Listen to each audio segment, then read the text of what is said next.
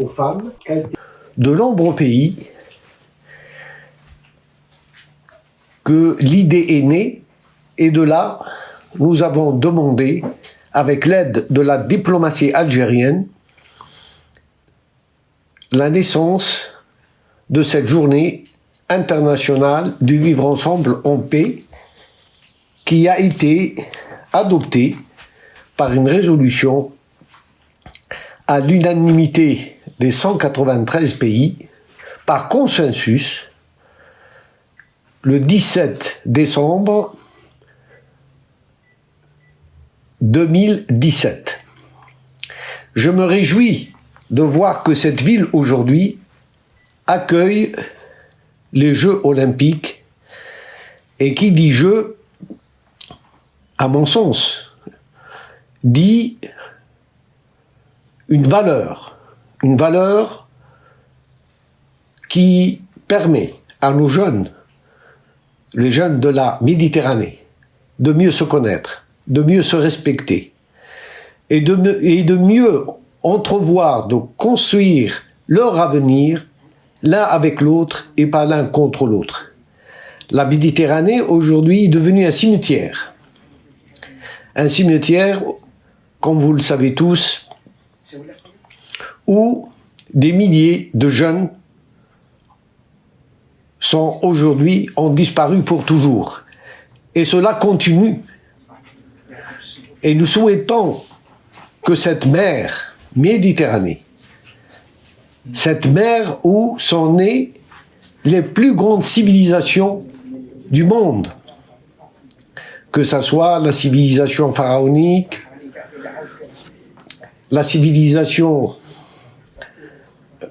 grecque, romaine, carthaginoise, phénicienne, arabo-musulmane, et enfin la Renaissance qu'a connue l'Europe. C'est au bord de cette rivière, de cette mer qui, dans le sens de mer des civilisations, que nous souhaitons que le sport puisse aider à arriver à tisser des liens de paix et de vivre ensemble. Cette résolution appelle tous les pays qui l'ont signée, et ils sont 193, c'est-à-dire l'unanimité, la totalité des pays. Aujourd'hui, vous voyez que nous sommes, après 2 années de Covid, une épreuve où les pays se sont refermés sur eux-mêmes, où les villes se sont refermées sur eux-mêmes. Nous avons tous vécu la séparation. Nous avons tous vécu des moments d'angoisse et de doute qui soulignent la fragilité de notre système international. L'humanité, dans son ensemble, a été éprouvée. Pays riches et pays pauvres. Nous avons été éprouvés pour jauger, comprendre que la solidarité entre pays, l'entraide, la paix, nous n'avons jusqu'à présent pas compris encore et inséré dans la gouvernance du monde ces valeurs qui donnent à l'humanité du sens. Je remercie l'Algérie et je remercie les organisateurs de ces Jeux olympiques et les responsables de la ville d'Oran pour l'organisation de ces Jeux, pour ressemer l'espoir chez nos jeunes de toute la Méditerranée, sans distinction, pour qu'ils veuillent relever ce défi. Le défi climatique, avec tout ce qu'il sous-entend comme problèmes qui sont devant nous. Le réchauffement climatique, la pollution de cette mer Méditerranée, Et surtout, comment faire pour que le passé douloureux qu'a connu les riverains de la Méditerranée puisse les aider à mieux se rassembler,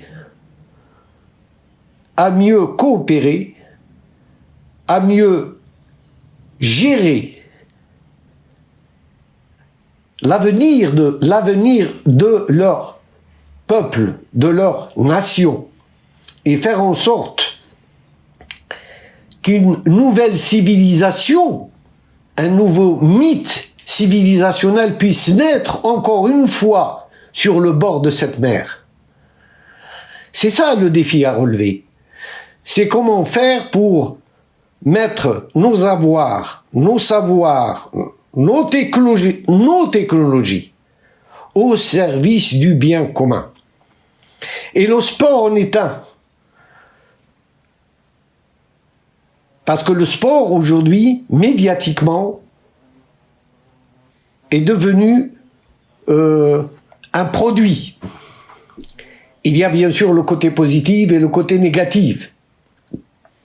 Le côté positif, c'est qu'il rassemble beaucoup de jeunes, des millions et même des milliards de jeunes, grâce au sport, peuvent se rencontrer, peuvent célébrer des matchs, des tournois, des événements sportifs, pour qu'ils se connaissent mieux et pour qu'ils établissent des liens les uns avec les autres. Mais il y a aussi le côté négatif, c'est que le sport devienne un produit. Un produit vendable, et nous assistons aujourd'hui à cette dépréciation du sport, des valeurs du sport, qui sont des valeurs d'amitié, de fraternité, de paix. N'oublions pas, pour ceux qui sont de mon âge, que c'est la Chine et les États-Unis, c'est grâce à un tournoi de ping-pong qu'ils ont pu renouer des relations et que la Chine a été reconnue par les États-Unis. Le sport a aidé. Alors qu'aujourd'hui, nous sommes au bord d'un conflit qui peut à tout moment devenir un conflit international. Et comment, aujourd'hui, des pays du tiers-monde, des pays comme les pays de l'Amérique du Sud, les pays africains, les pays asiatiques, qui sont les 2/3 de l'humanité, puissent, par leur engagement sur le vivre ensemble en paix, être des médiateurs pour que le monde ne connaisse pas encore une fois l'horreur d'une guerre mondiale. Nous savons tous que individuellement, aucun n'a les moyens de le faire, mais ensemble, tâchons d'être des médiateurs. Tâchons que la voix des sans-voix puisse aujourd'hui, à travers la résolution de se vivre ensemble en paix, cette résolution signée et agréée par tous, puisse reprendre le dessus et construire sur elle l'avenir de ce monde, l'avenir du monde d'aujourd'hui et de demain. Voilà mon espoir. Je souhaite à tous les jeunes, filles et garçons qui vont participer à ces Jeux méditerranéens, qu'ils puissent passer des moments d'amitié, de fraternité, d'échange, et que leur dire, le but ce n'est pas de gagner des médailles, le but c'est de participer. Parce qu'il n'y aura que des gagnants, il n'y aura pas de perdants.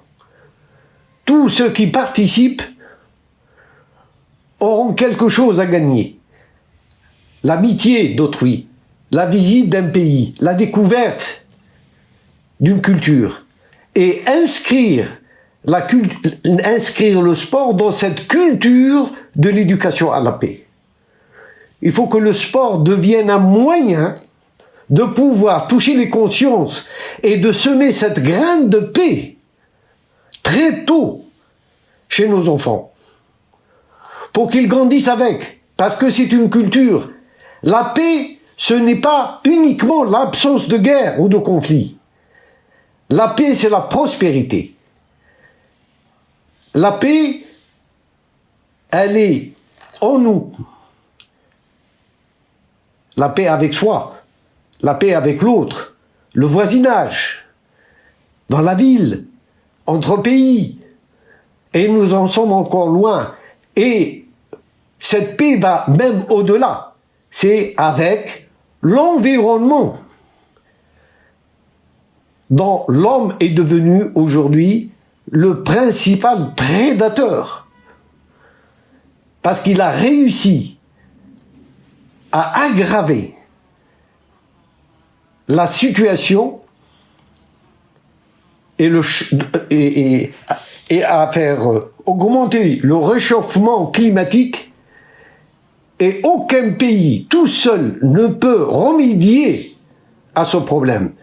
C'est ensemble, dans un engagement total, sincère, équitable, de partage, d'égalité, de dignité, que nous pouvons relever le défi. Merci beaucoup.